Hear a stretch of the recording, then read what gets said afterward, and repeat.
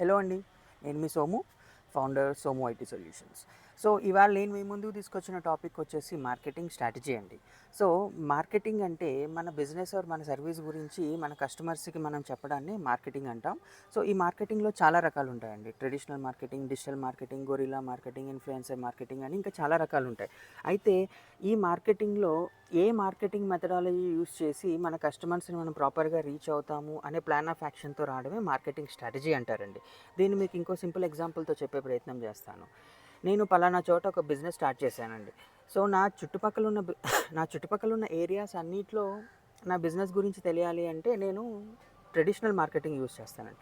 అదే నా బిజినెస్ నేనున్న సిటీ ఆర్ టౌన్ ఆర్ నేనున్న వైడ్ ఏరియాలో కవర్ అవ్వాలి అనుకుంటే ఐ ప్రిఫర్ డిజిటల్ మార్కెటింగ్ అండి.